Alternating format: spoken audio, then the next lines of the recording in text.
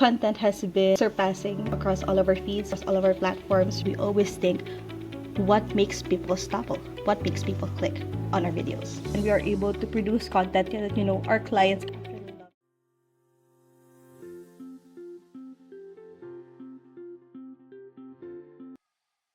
Hello, everyone. Today, my podcast guest is Sam from Masaya. Sam, thank you for joining. Please tell us a little bit about yourself and also about your company. Thank you so much, Carl, for inviting me. Hello, I am Sam. I am the Integrated Marketing Manager of Masaya, a video creative agency and AI studio based in New York, California, and also here in the Philippines. Quick description about me or thought about me.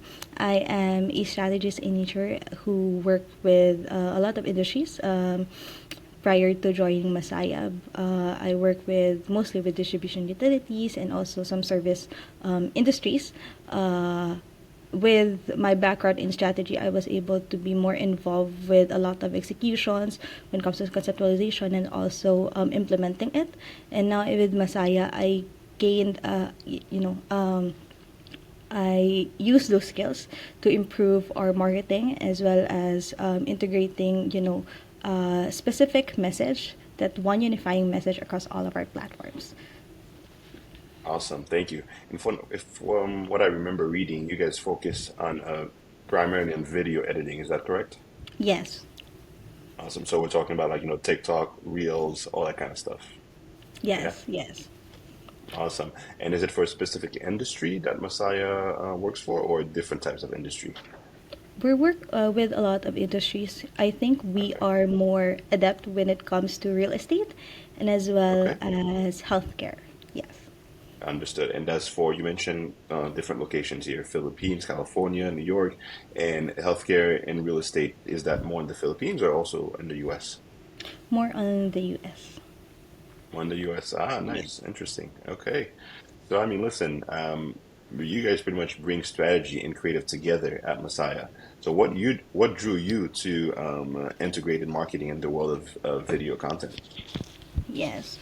Um, we know that recently, with the pandemic taking it a hit, content has been surpassing across all of our feeds, across all of our platforms, from Meta to Instagram to TikTok, with the boom of TikTok. And I think people realize right now that with a lot of content doing right now, most of them are kind of exhausted, with an overflow of content. There's a trending thing happening this week and next week. And with that taken into consideration, this is where strategy is like a beauty when it comes to agencies or even to Hmm. brands, even to brands. Since with that overload of content, you have to be strategic. That means you have to know what your audience interests are, what makes them stop scrolling, stop searching, and what makes them remember, the value that you bring as a brand.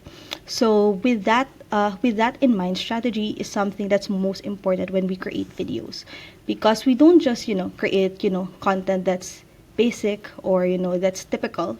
We want it to be placed or be created in a way that allows people to go into a certain action, to a certain funnel. So what's the purpose of this video? It's something like that. Is it just to bring awareness? Is it just to gain interest? Or is it to pull people towards a certain action, like purchasing or buying or going to a certain link that's more valuable to your brand? I think with that in mind, that's something that we are Messiah are really proud of, because we always think about the funnel. We always think, what makes people stop and what makes people click on our videos. I like that. I like that. So pretty much the stopping power is something Yeah, that you guys really focus on, and then true. you personalize it specifically to one audience. So that being said, Sam, obviously there are a bunch of different options out there, as you mentioned, TikTok, Reels, Meta. So how do you choose which platform to go with for a specific brand, or is it just a once? Is it just a completely blanket coverage that you guys do and use all the different platforms? I think one of the things that entrepreneurs, makes a mistake when it comes to creating content or is thinking more of the format, uh, thinking more of the format rather than the purpose of the platform. Because I believe that each platform serves a certain purpose when it comes to Mm. us, to our audiences. Why do people go on TikTok when they search something? Why do people go on Twitter when they rant? We there's are the certain things that platforms are, that's the essence of our platforms, of X, of TikTok. So for me, that the format depends on what's the purpose of your content is, and also So capitalize capit taking capitalizing. advantage, yeah, yeah, Uh, capitalizing, the advantages of certain platforms. TikTok has okay. integrated AI when it comes to searches. Twitter is now more become a forum discussion and even extending into Reddit. So format depends on the purpose of your content and how can you move forward from creating that content. Yeah. Interesting. That was going to be my next question. So t tell us more, about the different platforms. Like, so let's say, for example, I'm gonna take myself as an example. Um, we have, let's say that an e-commerce brand Yeah. has decorative signage. What other information would you need to determine, okay, well, this is going to go on TikTok, this is going to go on Instagram. How does that work? Yeah, that's a really good question, Carl. Because that's something that big brands right now are actually doing, taking advantage of our certain platforms. Yes. Is it okay if I mention a certain brand? Yeah, I mean, listen, that's all. It all depends on, like, the if you work with them, their privacy, etc. Let's just call it brand X, just to call Yeah. it. Okay. Okay. Yeah. Sure. Example. I saw a lot of brand X's lip campaign about their lip products, which is something that's very popular. I think it's a very popular brand here in the U.S. So aside from posting a very captivating reel on TikTok, they create like a case study on LinkedIn, which is something that is just interesting Mm. for me. So I think that's also the beauty of integrated marketing communications, or IMC, because aside from doing like a campaign or sending like a certain message across one platform, you kind of expand that similar message across different platforms, and but also utilizing the features of each platform. So with Understood. TikTok, if you want virality, I think for me TikTok is the best way to go because it's easy to share, it's easy to stitch. That UGC effect, that UGC features allows people to know more about your brand and to actually spread virality, something like that. So for me, yeah, you need to know more about the platforms and the purpose of each content that you're Okay. sending. Yeah. So you're saying that you took TikTok as an example. So TikTok Yeah. is for people to go, for videos to go viral. That's what you're saying. So pretty much that means that, is that what you said, or did I misheard you? Yeah, similar to that. Yes. Okay. So because the whole goal with going viral is to expose your content to as many Yes. people as possible, correct? Yes. Yes. Okay. So if you want to raise awareness, then TikTok is a good start because it can go viral with the right keywords, etc. True. Correct? Yes. Yes. Okay. So tell me more about, you mentioned that LinkedIn case study now. Tell me more about that a little bit. Did it have an impact? Like, did it work well? And why do you think that is? For me, it really worked well with Brand X because LinkedIn has become like a space not only for entrepreneurs but also um, aspiring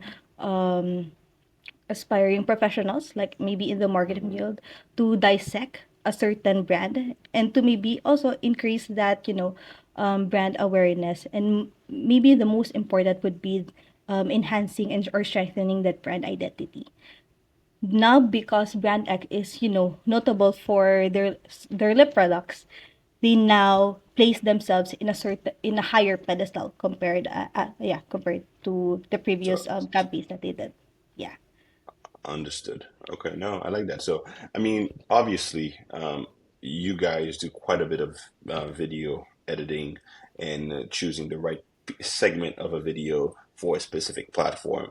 So, and from what I remember, on your website, you guys already use AI voiceover in upscaling, for example. Yes. What's been one surprising benefit or insight from those tools?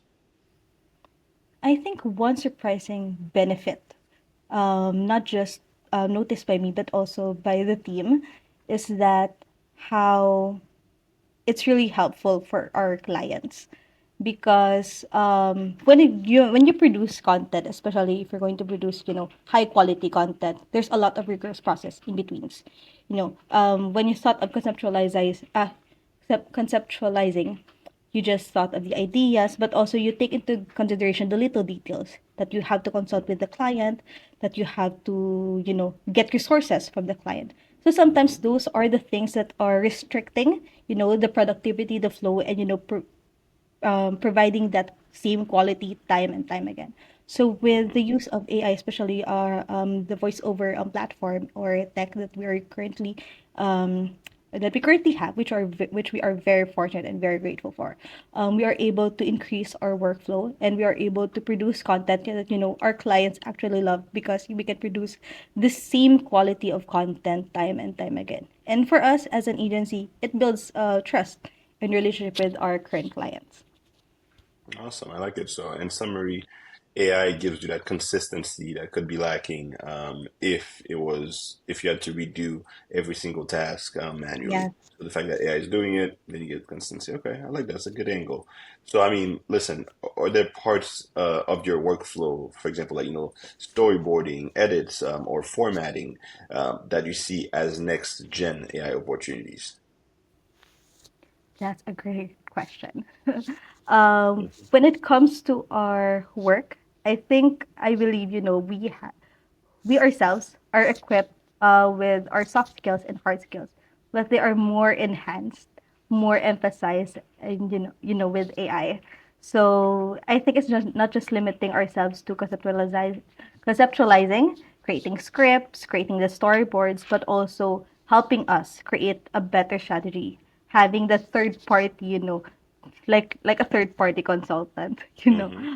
Yeah, that yeah, yeah. allows us, to think better, maybe being Mm-hmm. the devil's advocate of our ideas and making it more pronounced and more fitting for the objective that we're doing. So it's not just create when it comes to creating videos, but also on our workflow, on our internal operations, and so far it's been a good tool for us.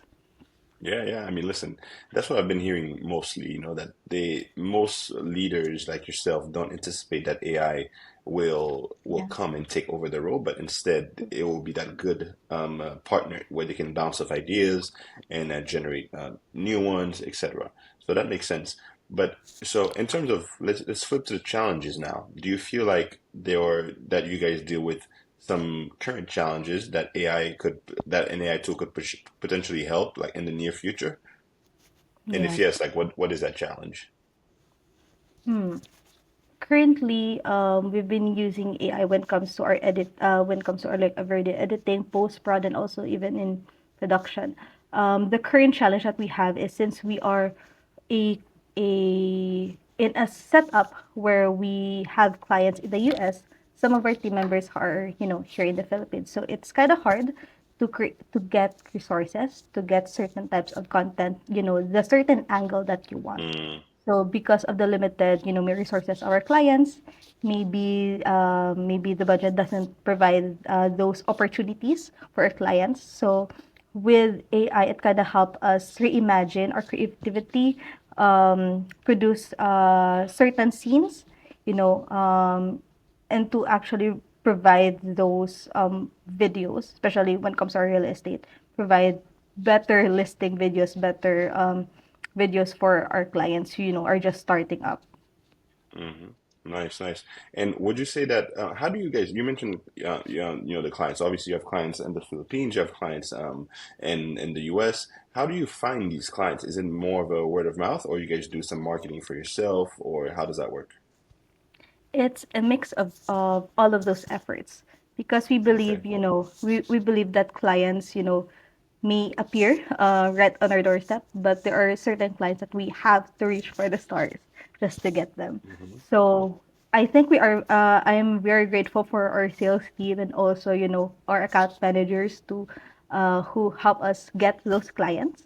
So it's a mixture of our marketing efforts as well. We get discovered, but also we had great recommendations from our previous clients, And currently we're still on the phase where we want to spread our name um, a little louder and a little wider. So that's something that, not just our company, maybe most companies, that's something that most startup companies are doing. It's a mixture of everything, just to get Yeah. the right clients for our brand, for our company. Yeah.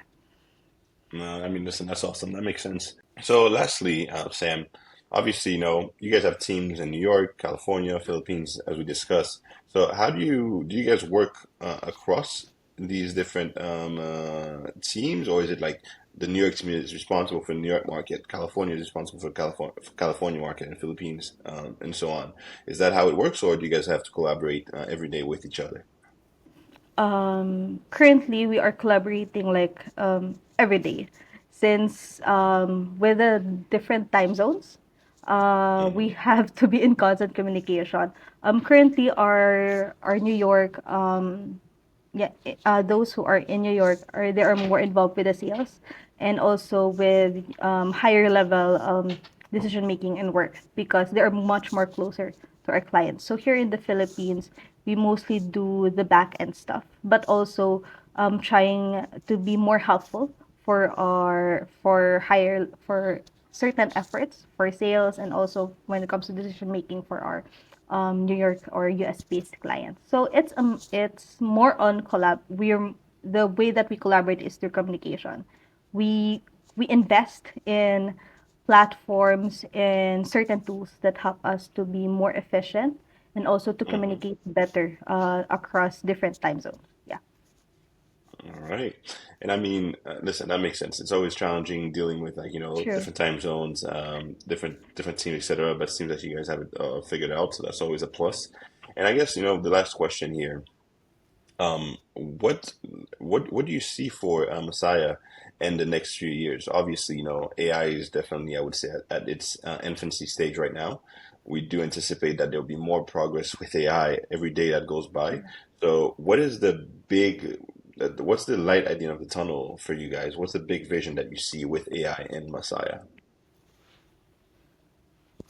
For our company, we always believe that innovation is something that moves forward, not backward. So, with that in mind, we always try to learn, to always be in the forefront of innovations, but we also want to take advantage of the reason why we have those innovations, which is it's the storytelling aspect. It's that same value Hmm. that we speak towards our clients. So maybe in the next coming years, we will see that AI will be more integrated when it comes to creatives, will be more integrated when it comes to marketing decisions and marketing executions.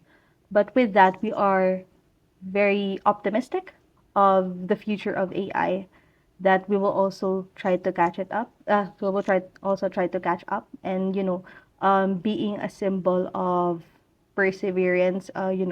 Perseverance towards innovation. And actually, we have like a vision. Um, we have a vision that we want to create like a creative campus, something that takes advantage of those innovations as well. So you want not just to be on the forefront, but also to uh, be of help to fellow Utilizing it, yeah. creatives. Yeah, fellow creatives or fellow entrepreneurs who wants to unlock their creativity now with AI and with our brand. Awesome. Well, listen, Sam, this was great. Definitely learned a whole lot. I think I'm going to look at TikTok, Meta, Reels differently now, thanks to you. So I really appreciate it. And I mean, listen, looking forward to catching up again in the near future. And so thank you for your time, Sam. Really appreciate it. I really appreciate your time, Carl. This is a very productive conversation.